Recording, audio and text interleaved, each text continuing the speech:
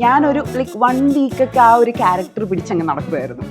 ചെറുപ്പത്തിലെ തന്നെ അതിന്റെ ചെറുതിലാ ഒരു 2ാം ക്ലാസ് 4ാം ക്ലാസ് 5ാം ക്ലാസ് തിലകൻ സാറിന്റെ സിനിമയുണ്ട്, ദിവ്യാണിയുടെ സിനിമയുണ്ട്. അന്ന് രാവിലെ എനിക്ക് ഫേക്ക് വയറുവേദനയൊക്കെയാ, സ്കൂളിൽ പോകത്തില്ല. എന്നിട്ട് ഞാൻ ഇവരുടെ സിനിമ കാണും ഉച്ചയ്ക്കൊക്കെ ഇരുന്ന്. ഞാൻ ചെന്ന് കാലി കുത്തി. അന്ന് ഇന്റർനാഷണൽ ലോക്ക്ഡൗൺ ആയി, ഫസ്റ്റ് ലോക്ക്ഡൗൺ ആയി. ചില ഓഡീഷൻസ് ഒക്കെ നടക്കും, പക്ഷേ ഓഡീഷന് വരാത്ത ആളൊക്കെ ആയിരിക്കും സെലക്ട് ആവുന്നത്. നമുക്കറിയത്തില്ല എന്താ നടക്കുന്നത്, ഒന്നും മനസ്സിലാവത്തില്ല. ഓഡീഷനൊക്കെ പോയിട്ട് പല കാരണങ്ങളാൽ നമുക്കറിയാത്തതായിട്ടും അറിഞ്ഞതായിട്ടും ഒക്കെ ഉള്ള പല കാരണങ്ങളായി നമ്മളതങ്ങനെ റീപ്ലേസ് ആയിട്ടുണ്ട്. കോണ്ടാക്ട്സ് ഉണ്ടാക്കണം, കോണ്ടാക്ട്സും. പക്ഷെ അതിനേക്കാൾ ഉപരി ഐ ഫീൽ ഇറ്റ്സ് ലക്ക് ഒരു വളരെ വലിയൊരു ഫാക്ടറായി മാറുന്നുണ്ട്.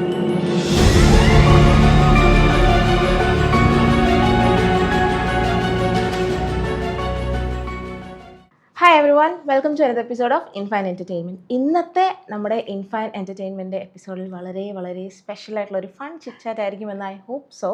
നമ്മളോടൊപ്പം ചേരുന്നത് പാൽത്തു ജാൻവർ സിനിമയിൽ വളരെ ശ്രദ്ധേയമായ ഒരു കഥാപാത്രം ചെയ്ത് നമുക്ക് എല്ലാവർക്കും അറിയുന്ന നമ്മുടെ പ്രിയപ്പെട്ട doctor Athira Harikumar. Welcome. Thank you. Hi, എന്തുണ്ട് വിശേഷം? വിശേഷം എന്താ, സുഖമായിട്ട് പോകുന്നു. നല്ല ചൂടൊക്കെയാണ്, സമ്മർ വൈബ്സിലാണ് ഇപ്പോൾ. ഓക്കെ, നമുക്ക് സ്റ്റാർട്ടിങ്ങിൽ തുടങ്ങാം. ലൈക്ക് എങ്ങനെയാണ് ഇങ്ങനെ ഒരു ആഗ്രഹം? ലൈക്ക് വളർന്നു വരുമ്പോൾ ചെറുതിൽ ഞാൻ കേട്ടിട്ടുണ്ട് കുറേ ആൾക്കാർ കണ്ണാടിയൊക്കെ നോക്കി സാരിയൊക്കെ കൊടുത്ത് പൊട്ടൊക്കെ വെച്ചിട്ട് എനിക്ക് സ്ക്രീനിൽ കാണണം എന്ന് ആഗ്രഹം ചെറുതിലേ വരുന്ന ആൾക്കാരുണ്ട്. അങ്ങനെയൊക്കെയാണോ? എനിക്കങ്ങനെ ചെറുതിലെ സിനിമാ നടി ആവണം എന്നുള്ള ആഗ്രഹം അല്ല, ആർട്ടിസ്റ്റ് ആവണം എന്നുള്ള ആഗ്രഹം. നമുക്കത് അറിയത്തില്ലല്ലോ. എനിക്കങ്ങനെ ഫാമിലിയിൽ നിന്ന് ആരും അങ്ങനെ സിനിമ ബാക്ക്ഗ്രൗണ്ടോ ആരും ഇല്ല. എല്ലാം ടീച്ചേഴ്സ് അല്ലെ ഡോക്ടേഴ്സ് അങ്ങനത്തെ ആൾക്കാരൊക്കെയാണ് നമുക്ക് കുടുംബത്തിലുള്ളതും ഒക്കെ. അപ്പം അങ്ങനെ ഇരിക്കുമ്പം ഞാൻ ചെയ്യുന്നൊരു കാര്യം എന്താണെന്ന് വെച്ച് കഴിഞ്ഞാൽ ഡാൻസ് ചെയ്യുമായിരുന്നു. ലൈക്ക് ആർട്ട് പരമായിട്ട് ഡാൻസ് ചെയ്യുമായിരുന്നു. പിന്നെ വേറെ കാര്യം എന്താണെന്ന് വെച്ച് കഴിഞ്ഞാൽ ഒരു സിനിമ കണ്ടു കഴിഞ്ഞാൽ അതിനകത്തെ ഒരു ക്യാരക്ടർ, ഇപ്പം അതിനകത്തെ ഫീമെയിൽ ക്യാരക്ടർ തന്നെ ആവണം എന്നില്ല. ഇപ്പം ഇൻ കേസ് ഇപ്പം മണിച്ചിത്രത്താഴ് കണ്ടു കഴിഞ്ഞാൽ എല്ലാവരും ഒന്നെങ്കിൽ ശോഭന മാമിന്റെ ക്യാരക്ടർ പറയും, അല്ലെങ്കിൽ വേറെ ഏതെങ്കിലും ഫീമെയിൽ ക്യാരക്ടർ പറയും. പക്ഷെ ഞാൻ അതിനകത്ത് ഇപ്പം നമ്മുടെ പപ്പുച്ചേട്ടന്റെ ക്യാരക്ടർ, അതൊക്കെ ഞാനൊരു ലൈക്ക് 1 വീക്കൊക്കെ ആ ഒരു ക്യാരക്ടർ പിടിച്ചങ്ങ് നടക്കുമായിരുന്നു. ഇപ്പൊ ചെറുപ്പത്തിലെ തന്നെ അതിന്റെ ചെറുതിലാ ഒരു 2ാം ക്ലാസ് 4ാം ക്ലാസ് 5ാം ക്ലാസ് ഈ സമയത്തൊക്കെ ഞാൻ ഏതാണ് സിനിമ കാണുന്നത് അതിനകത്തെ ഒരു ക്യാരക്ടറിന്റെ ചെറിയൊരു മാനറിസം അങ്ങനെയൊക്കെ ഞാൻ ചെയ്യുമായിരുന്നു. അപ്പൊ ആ സമയം തൊട്ട് എനിക്ക് സിനിമ എന്ന് പറയുന്നത് ഭയങ്കര ഇഷ്ടമാണ്. എന്താന്ന് പോലും അറിയത്തില്ല, പക്ഷെ ഐ ലവ് സിനിമ. പിന്നെ എനിക്ക് കുഞ്ഞിലെ സ്കൂൾ ടൈമിലൊക്കെ ഈ ജയറാമിനെയും ദിവ്യ ഉണ്ണി തിലകൻ സർ ഇവരെ മൂന്നര ഞാൻ ഭയങ്കര ഡൈ ഹാർട്ട് ഫാനായിരുന്നു. അപ്പം നമുക്കന്ന് പത്രത്തില് 7th പേജിൽ കാണുമല്ലോ ഇന്നത്തെ സിനിമ, സൂര്യ TV, ഏഷ്യാനെറ്റില്. അപ്പോൾ ഓടിപ്പോയി ഞാൻ നോക്കിയിട്ട് ഇന്ന് ജയറാമിന്റെ സിനിമയുണ്ടോ അല്ലെങ്കിൽ തിലകൻ സാറിന്റെ സിനിമയുണ്ടോ ദിവ്യാണിയുടെ സിനിമയുണ്ടോ. അന്ന് രാവിലെ എനിക്ക് ഫേക്ക് വയറുവേദനയൊക്കെയാ, സ്കൂളിൽ പോകത്തില്ല. എന്നിട്ട് ഞാൻ ഇവരുടെ സിനിമ കാണും ഉച്ചയ്ക്കൊക്കെ ഇരുന്നിട്ട്. അപ്പം ഇതൊക്കെയായിരുന്നു എനിക്ക് സിനിമേനോടുള്ള ഇഷ്ടം. ഇപ്പൊ സ്കൂൾ ടൈമിലാണെങ്കിലും I was a very studious kid ആയിരുന്നു, നന്നായിട്ട് പഠിക്കുന്ന കുട്ടിയായിരുന്നു. പക്ഷെ ഇത് മനസ്സിൽ ഇഷ്ടമായിരുന്നു. പിന്നെ സ്കൂള് കഴിഞ്ഞു, കോളേജ് ഞാൻ BDS ആണ് ചെയ്തത്. കോളേജ് കഴിഞ്ഞ് പിന്നെ വീട്ടിൽ ഭയങ്കര സ്ട്രിക്റ്റ് ആയിരുന്നു. അമ്മയൊക്കെ ആണെങ്കിലും പ്രൊഫഷണൽ ഡിഗ്രി എടുത്തതിന് ശേഷം മാത്രമേ, അമ്മ ടീച്ചറായി, ഇപ്പൊ HM ആണ്. അപ്പം ഒബ്വിയസ്ലി അവർ ഭയങ്കര അങ്ങനത്തെ ആ ഒരു പാറ്റേൺ ഫോളോ ചെയ്യണം എന്നുള്ളൊരിതായിരുന്നു. അതൊക്കെ കഴിഞ്ഞിട്ട് ഞാൻ ഓഡീഷൻസ് ഒക്കെ അപ്ലൈ ചെയ്തു. അങ്ങനെയാണ് എത്തിയത്. അപ്പം ദാറ്റ് വാസ് ദെയർ, മനസ്സിലുണ്ടായിരുന്നു, അങ്ങനെ എത്തിയത്. സോ അപ്പം ആദ്യമായിട്ട് പാൽത്തു ജാൻവറാണ് ആൾക്കാർ നോട്ടീസ് ചെയ്തത് കഥാപാത്രം. അപ്പം അങ്ങനെ ഒരു ക്രൂവിന്റെ കൂടെ വർക്ക് ചെയ്യാനായിട്ട് ആദ്യം എത്രയൊക്കെ പറഞ്ഞാലും ഭയങ്കര പാടാണ് ഇൻഡസ്ട്രി. ഒരുപാട് ആൾക്കാർ ഇതിൽ ഒന്ന് മുഖം കാണിക്കാൻ വേണ്ടി നിൽക്കുന്ന ആൾക്കാരുണ്ട്. അപ്പം അതിൽ നല്ലൊരു ക്രൂയുടെ കൂടെ ഒരു അടിപൊളി പ്രോജക്റ്റ് കിട്ടുവാണ്. What was your first feeling? അത് ഞാൻ അതിനു മുമ്പ് 2 പടം ചെയ്തിരുന്നു. ജിബൂട്ടി എന്ന് പറഞ്ഞൊരു സിനിമയും വേട്ടപ്പട്ടികൾ ഓട്ടക്കാരൻ ഒരു ആർട്ട് ഹൗസ് മൂവിയായിരുന്നു. IFFK റിലീസായ മൂവിയാണ്. അതൊക്കെ കഴിഞ്ഞിരിക്കുന്ന സമയത്താണ് എന്നെ ഓഡീഷന് വിളിക്കുന്നത്. അങ്ങനെ ഓഡീഷൻ ശ്യാം പുഷ്കരൻ ചേട്ടനും പിന്നെ അതിൻ്റെ റൈറ്റേഴ്സ് ആയിട്ടുള്ള വിനോയ് തോമസ് മാഷും അനീഷ് മാഷും ഡയറക്ടർ ഉണ്ടായിരുന്നു, സംഗീത് P. രാജൻ, ഇവരൊക്കെ കൂടെയായിരുന്നു ഓഡീഷൻ ചെയ്തത്. ഓഡീഷൻ കിട്ടുന്ന ഭയങ്കര ആഗ്രഹമുണ്ട്, കാരണം ഭാവന സ്റ്റുഡിയോസിൻ്റെ ഒരു പ്രോജക്റ്റാണ്. ശ്യാം പുഷ്കരൻ, ദിലീഷ് പോത്തൻ സാർ, അങ്ങനെ ഇവരെല്ലാവരും ഉള്ള ആ ഒരു ക്രൂ എന്ന് പറയുമ്പോഴത്തേക്കും നമുക്ക് അത്രയും എക്സൈറ്റിംഗ് ആയിട്ടുള്ളൊരു എല്ലാവർക്കും ആഗ്രഹമുള്ളൊരു സിനിമ ഇഷ്ടപ്പെടുന്ന എല്ലാവരും ഭയങ്കര ഉറ്റുനോക്കുന്ന ഒരു ടീമാണ് ഭാവന. എന്റെ സിനിമ കണ്ടുണ്ടോ ഭാവന സ്റ്റുഡിയോസ്? അല്ല, ഈ പാൽത്തു ജാനുവരി സിനിമ. അതിനകത്തെ ക്ലൈമാക്സ് സീനുണ്ട്. ഈ പശുവിനെയും കൊണ്ട് മലയിറങ്ങി വരുമ്പോഴത്തേക്കും ഈ ഗർഭിണിയായിട്ടുള്ള ദേവിസേട്ടന്റെ മകള് വന്നിട്ട് ഇത് നോക്കി ഒന്നും സംഭവിച്ചില്ല. ബിക്കോസ് ഈ മകളും അവർ പ്രഗ്നന്റ് ആണല്ലോ. ഈ കുട്ടിയും ഈ പശുവിന്റെ കുട്ടിയും തമ്മിൽ ഇവർക്ക് മാനസികമായിട്ടൊരു കണക്ഷൻ ഉണ്ട്. ബിക്കോസ് ഈ കുട്ടി ചിന്തിക്കുന്നത് നമ്മുടെ വയറ്റിലുള്ള കുട്ടീനെയും ആ കുട്ടീനെ ഒരേപോലെയാ. ആ പശുക്കുട്ടിക്ക് എന്തെങ്കിലും സംഭവിച്ചു കഴിഞ്ഞാൽ നമ്മുടെ കുട്ടിക്ക് എന്തെങ്കിലും പറ്റിയാലോ എന്നുള്ള ആ ഒരു ഫീഡാണ് എനിക്ക് തന്നിരുന്നത്. അപ്പൊ ആ ഒരു ഇമോഷനാണ്. അത് പെട്ടെന്ന് കിട്ടിയോ പറഞ്ഞപ്പോ? എന്റെ വീട്ടിൽ ഈ പശുവും കാര്യങ്ങളൊക്കെ കുറെ ഉണ്ടായിരുന്നു. ഞാൻ ഭയങ്കര റൂട്ടഡ് ആയിട്ട് വളർന്ന ഒരാളാ. പശു, പാടം, കോഴി, താറാവ്. അപ്പൊ അങ്ങനെ ഞാൻ ഈ ഒരു പ്രോസസ്സ് കുറെ കണ്ടിട്ടുള്ളതാ. അപ്പൊ നമ്മൾ വെയിറ്റ് ചെയ്തിരുന്ന പശു പ്രസവിക്കുന്നതൊക്കെ അപ്പൊ എനിക്ക് കുറെ അങ്ങനത്തെ ആ ഒരു മൊമെന്റ്സ് ഒക്കെ കണക്ട് ആയിരുന്നു. അപ്പം ഐ തിങ്ക് അങ്ങനെ വർക്കായത്. ചെയ്ത് കഴിഞ്ഞിട്ട് ഞാൻ ഇത് ക്രാക്ക് ചെയ്യുന്ന ഒരു ഹോപ്പ് ഉണ്ടായിരുന്നോ? അങ്ങനൊന്നുമില്ല. എനിക്കല്ലല്ലോ തോന്നേണ്ടേ, ലൈക്ക് ഓഡിയൻസിനല്ലേ. നമ്മളത് കണ്ടു കഴിഞ്ഞ് സിനിമ ഇറങ്ങി കഴിഞ്ഞതിന് ശേഷം പലയിടത്തും ഇപ്പം CPസിലാണെങ്കിലും അങ്ങനെ ഓരോ പേജസ് ഉണ്ടല്ലോ ഫേസ്ബുക്കിൽ, അതിലൊക്കെ ഈ ഒരു ക്ലൈമാക്സ് സീനിനെ പറ്റിയിട്ട് പല ആൾക്കാരും കമന്റ്സും റിവ്യൂസ് ഒക്കെ ഇട്ടപ്പോഴത്തേക്കും അപ്പോഴാണ് നമുക്കത് നോട്ടബിൾ ആയെന്നല്ല, ആ ഒരു സീൻ ആൾക്കാരിലേക്ക് എത്തി എന്നുള്ളത് നോട്ടീസ് ചെയ്യുന്നതിനെക്കാട്ടിലും ഉപരി നമുക്ക് ആ ഒരു സീൻ ആൾക്കാരോട് പാൽത്തു ജാനുവരി എന്ന് പറയുമ്പോഴത്തേക്കും അവർക്ക് ആ സീൻ അറിയാം. എന്നെക്കാട്ടിലും ഉപരി അവർക്ക് ആ സീൻ അറിയാം. അതാണ് ഒരു ആർട്ടിസ്റ്റിന്റെ സക്സസ് എന്നാണ് ഞാൻ കരുതുന്നത്. അടിപൊളി. Than fame. Okay, nice. Art for art sake അല്ലേ? യെസ്. ഓക്കെ, അപ്പം ഈ സിനിമയിലേക്ക് കിട്ടി അങ്ങനെ ഒരു ഓപ്പർച്യൂണിറ്റി എന്ന് അറിയുന്ന മൊമെന്റ് എപ്പോഴാണ്? ഇത് 2021 അത് നമ്മൾ ഓഡീഷൻ ചെയ്തു. അന്ന് ഓഡീഷൻ ചെയ്ത് കഴിഞ്ഞപ്പോൾ തന്നെ എന്നോട് അവർ പറഞ്ഞു. അപ്പം ഞാൻ കുറച്ച് ലീനായിട്ടിരിക്കുന്ന സമയമായിരുന്നു. അപ്പോഴത്തേക്ക് എന്നോട് പറഞ്ഞു ഡയറ്റ് ഒന്നും എടുക്കണ്ട, വണ്ണം വെച്ചോളാൻ പറഞ്ഞു. കാരണം പ്രഗ്നന്റ് ആയിട്ടുള്ള ക്യാരക്ടർ ആണല്ലോ, ഓൾമോസ്റ്റ് 9 months അടുത്തിരിക്കുന്ന ഒരു ക്യാരക്ടർ. അപ്പം എന്നോട് പറഞ്ഞു ഡയറ്റിലാണോ എന്ന് എന്നോട് ചോദിച്ചു. ഞാൻ പറഞ്ഞു കുറച്ച് ഡയറ്റിലൊക്കെയാ, ഡയറ്റ് ഒന്നും വേണ്ട, നല്ലപോലെ കഴിച്ചോളാൻ പറഞ്ഞു. അപ്പം എനിക്ക് മനസ്സിലായി ഞാൻ ഇന്നാന്നുള്ളത്. കൂടിയാണോ? അത്യാവശ്യം നല്ലപോലെ ഫുഡ് വെക്കുകയും ചെയ്യും, ഫുഡ് കഴിക്കുകയും ചെയ്യും. ഒരുപാട് ആൾക്കാർ ഇതിലൊന്ന് മുഖം കാണിക്കാൻ വേണ്ടിട്ട് അത്രത്തോളം ഓടി നടക്കുന്നുണ്ട്. അപ്പൊ അതിന്റെ ഒക്കെ ഇടയിൽ ലൈക്ക് ഒരുപാട് വർഷമായാലും ഇതിന്റെ പുറകെ, what makes you stand for this? സത്യം പറഞ്ഞാൽ ഞാൻ പറഞ്ഞില്ല, IFFKയിലെ പടം 27th IFFKക്കാണ് അത് റിലീസ് ആവുന്നത്. ബട്ട് അതിന് മുമ്പ് 2016 അതിന്റെ ഷൂട്ട് ചെയ്യുന്നത്. അതായത് പറഞ്ഞു കഴിഞ്ഞാൽ ഒരു 10 വർഷമായി ഞാൻ ഇൻഡസ്ട്രി വന്നിട്ട്.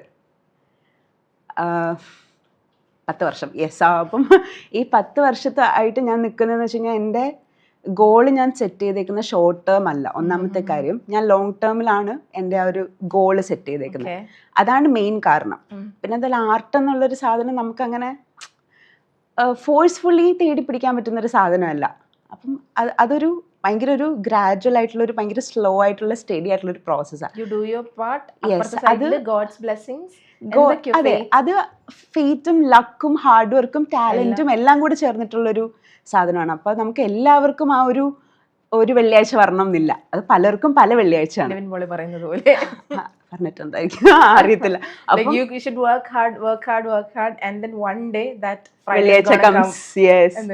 അപ്പം അതുകൊണ്ടാണ് എനിക്ക് തോന്നുന്നു ആ ഒരു സാധനം എനിക്ക് ഹിറ്റ് ചെയ്തു. പണ്ട് ഞാൻ ഇങ്ങനെ ആയിരുന്നു.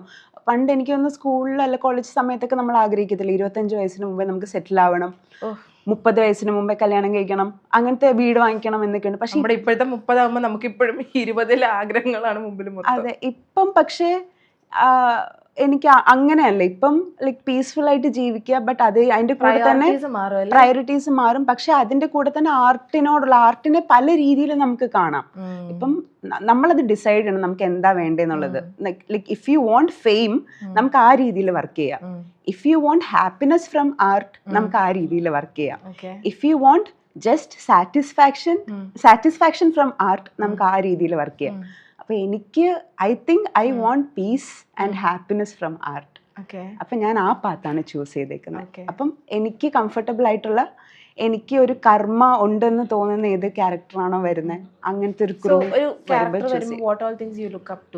എനിക്ക് അതിനകത്തൊരു കർമ്മയുണ്ട്. ഞാൻ നേരത്തെ പറഞ്ഞ പോലെ ഒരു സിനിമയിൽ എൻ്റെ ക്യാരക്ടറിന് ഒരു കർമ്മ ഉണ്ടായിരിക്കണം.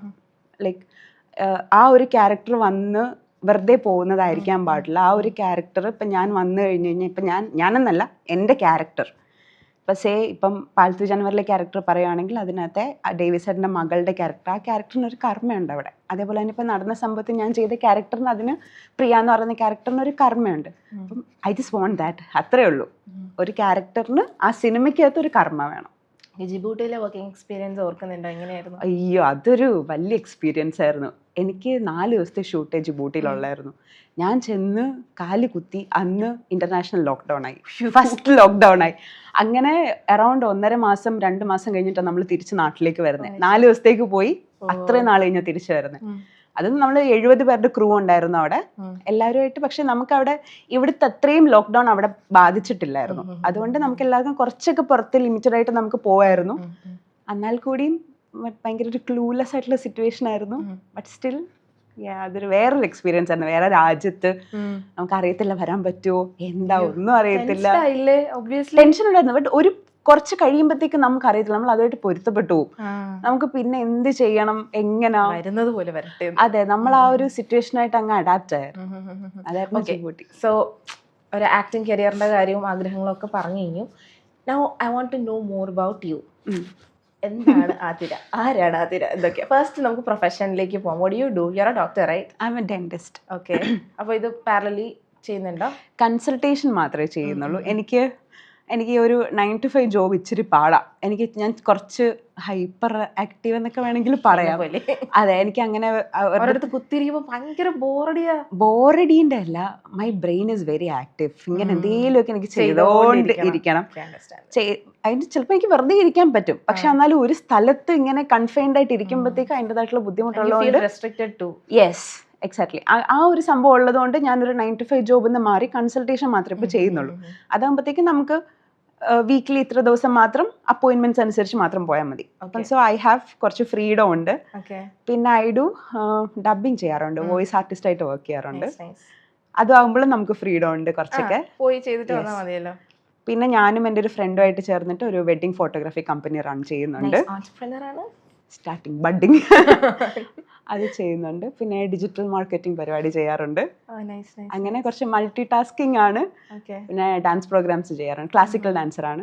ഇതൊക്കെയാണ് ആതിര എന്ന് വെച്ച് കഴിഞ്ഞാൽ പറയാൻ പറ്റുന്ന കാര്യങ്ങൾ. ഇങ്ങനത്തെ കുറച്ച് കാര്യങ്ങളൊക്കെ ചെയ്യാറുണ്ട്. Okay. So talking about the movies, ഇപ്പം കോണ്ടന്റ് ക്രിയേഷൻ അറിയാലോ. ഇപ്പോൾ വാഴ 2-ലൊക്കെ ഹാഷറൊക്കെ കുറേ അധികം കോണ്ടന്റ്സ് ഉണ്ടാക്കിയാണ് ആൾക്കാരിൽ ഫെമിലിയർ ആയത് ഒരു ചാൻസ് കിട്ടിയത്. But you don't do that much content creation. Why? എനിക്ക് എന്താ അറിയത്തില്ല, ചിലപ്പോൾ സിനിമയുടെ കാര്യത്തിൽ ഞാൻ കുറച്ച് ഓൾഡ് സ്കൂൾ ആണെന്ന് തോന്നുന്നു. എന്നോട് പണ്ട് തൊട്ടേ ആൾക്കാർ, ഇപ്പം പണ്ട് ഡബ് സ്മാഷ് ഒക്കെ ഉണ്ടായിരുന്ന സമയമില്ലായിരുന്നു, ആ സമയത്ത് എന്നോട് ആൾക്കാർ പറയുമായിരുന്നു ചെയ്യ്. പക്ഷെ അന്ന് ഞാൻ ആക്റ്റീവ് അല്ല. ടിക്ടോക്ക് വന്ന സമയത്ത് ഞാൻ ആക്റ്റീവ് അല്ല. ഇൻസ്റ്റ റീൽസ് വന്നപ്പോഴും ഞാൻ ആക്റ്റീവ് അല്ല.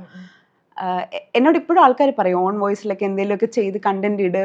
ബിക്കോസ് നമുക്കത് ഇപ്പോഴും ആൾക്കാർ ഒത്തിരി പേര് വരുന്നുണ്ട് അതിനകത്തൂടെ, ഭയങ്കര ഗെയിൻ ആണ്. പക്ഷെ അങ്ങനത്തെ നല്ല ബ്രാൻഡ്സിന്റെ റീൽസ് കൊളാബ്സ് ഞാൻ ചെയ്യാറുണ്ട്, ചെയ്തിട്ടില്ല എന്ന് ഞാൻ പറയുന്നില്ല. ബിക്കോസ് നമുക്ക് അതൊരു മസ്റ്റാണ്. നമുക്കിപ്പം ഈ കൊച്ചി പോലത്തെ സ്ഥലത്ത് ജീവിക്കണം എന്നുണ്ടെങ്കിൽ ഒരു സ്റ്റെബിലിറ്റി നമുക്ക് വേണം, ഫൈനാൻഷ്യൽ സ്റ്റെബിലിറ്റി നല്ല രീതിയിൽ വേണം. അപ്പം അങ്ങനത്തെ കാര്യങ്ങൾ ഞാൻ ചെയ്യാറുണ്ട്, ഇല്ലെന്നല്ല. ബട്ട് എന്നാൽ കൂടി ഞാനതൊരു ഫുൾ ടൈം കോണ്ടന്റ് ക്രിയേറ്റർ എന്നുള്ളൊരു ലേബലിലേക്ക് മാറാൻ എനിക്ക് എന്തോ I personally don't like that. അതെന്താണെന്ന് എനിക്ക് അറിയത്തില്ല. അത് എൻ്റെ ഒരു മെന്റൽ ബ്ലോക്ക് ആയിരിക്കാം.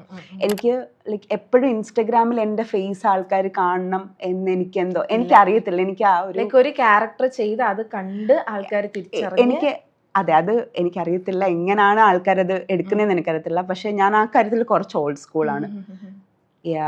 സിനിമയിൽ ക്യാരക്ടർ വന്നിട്ട് അത് ആൾക്കാർ സംസാരിക്കണം, ഡിസ്കസ് ചെയ്യണം എന്നാണ് എനിക്ക് പേഴ്സണലി കുറച്ചുകൂടെ ഞാൻ പ്രിഫർ ചെയ്യുന്നത്.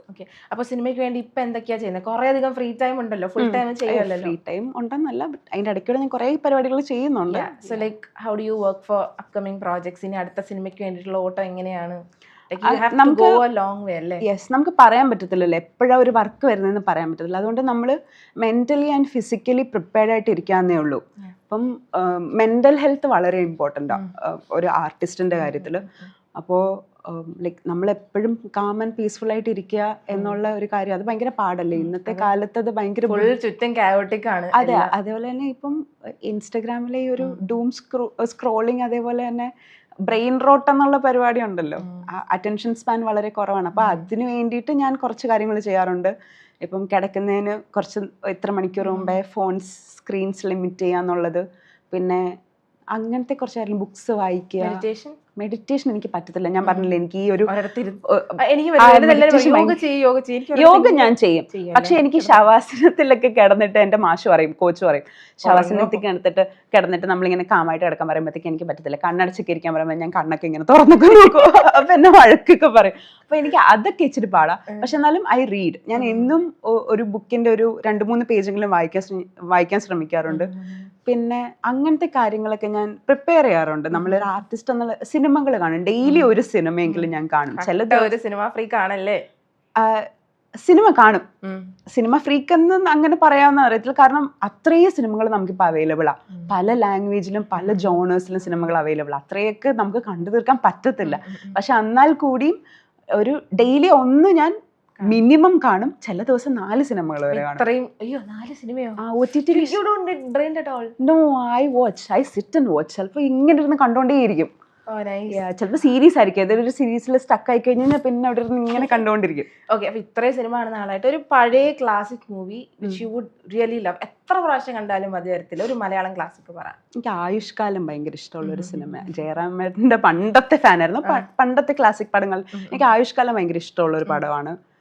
പിന്നെ എനിക്ക് യവനിക ഇഷ്ടമുള്ള ഒരു സിനിമയാണ്.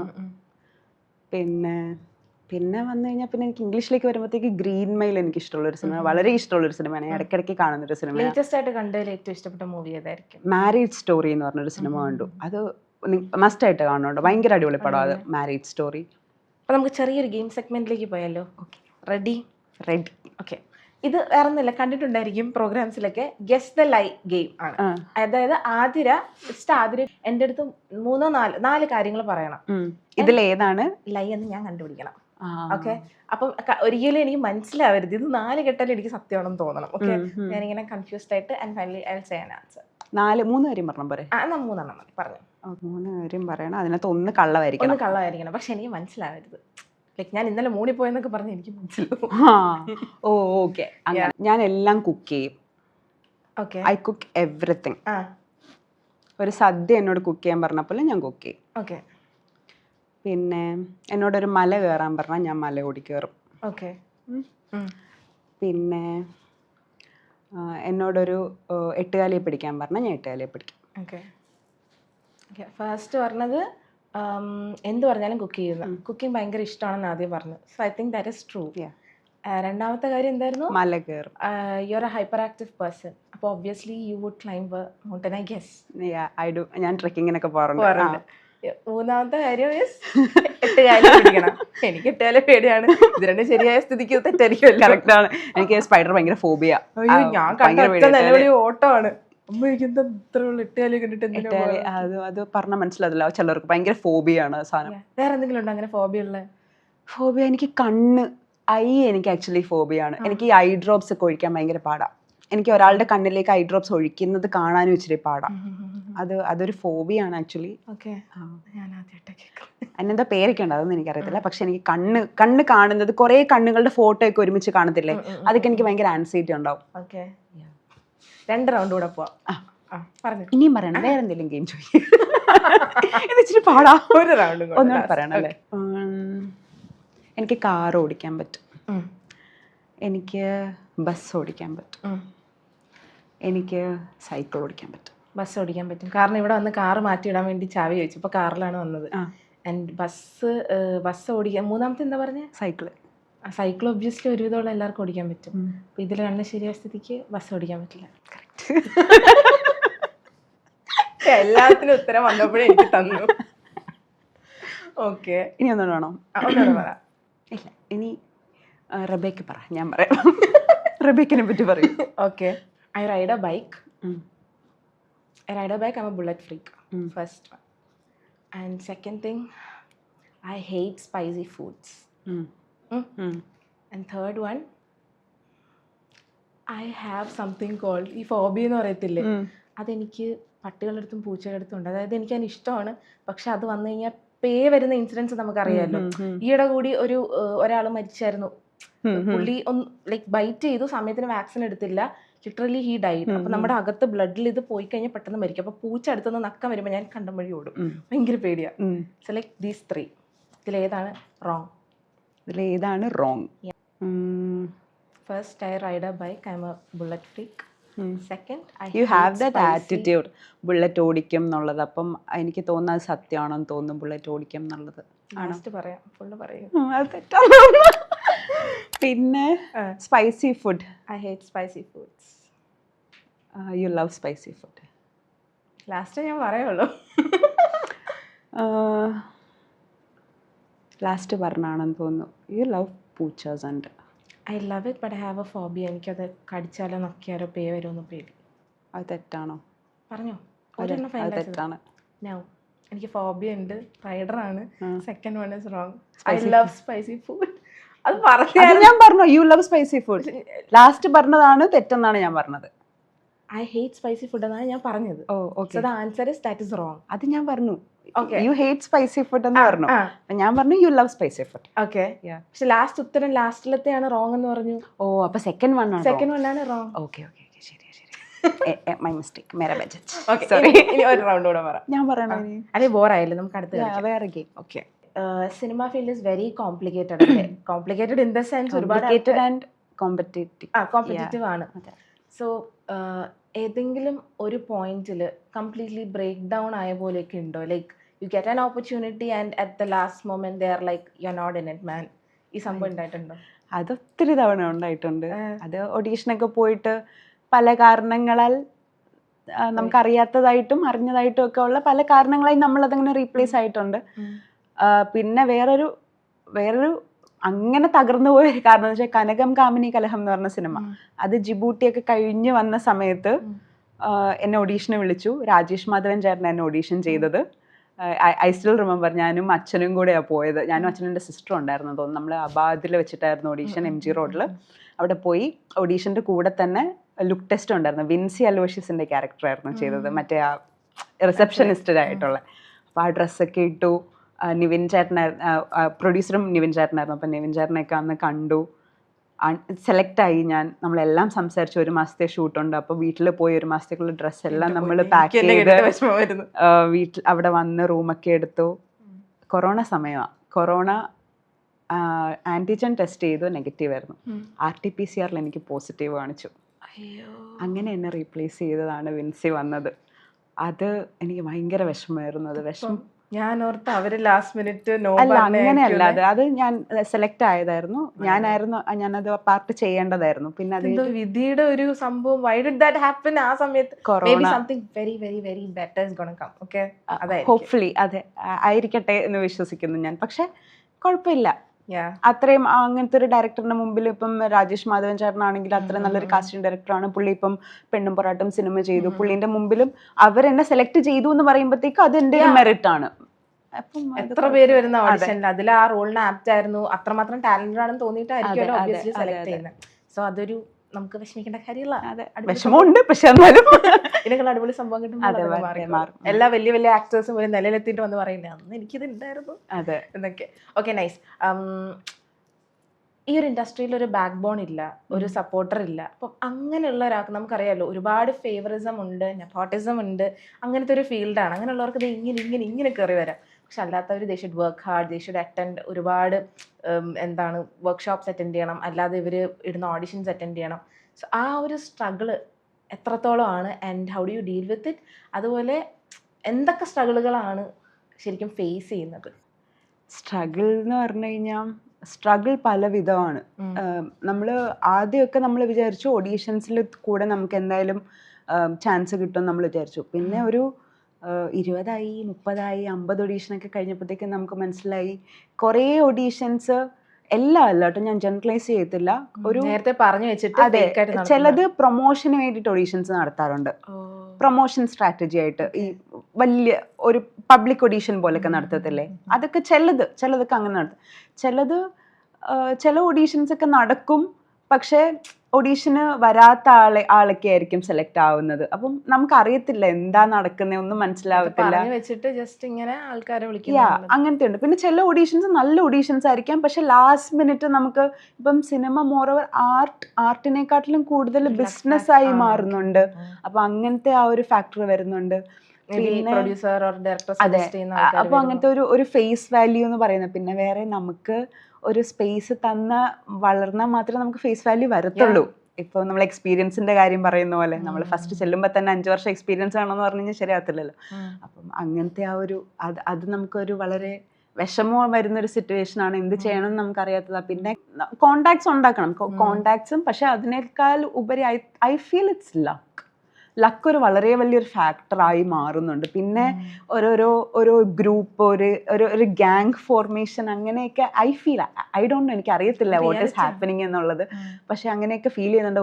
ഒരു ചില മൊമെന്റിൽ നമ്മൾ ഭയങ്കരമായിട്ട് തളർന്നു പോകും, നമ്മളെ ഭയങ്കരമായിട്ട് എഫക്ട് ചെയ്യും. പിന്നെയും നമ്മളെ തന്നെ പൊക്കിയെടുത്തോണ്ട് വരണം, ബിക്കോസ് നമുക്ക് നമ്മളേ ഉള്ളൂ.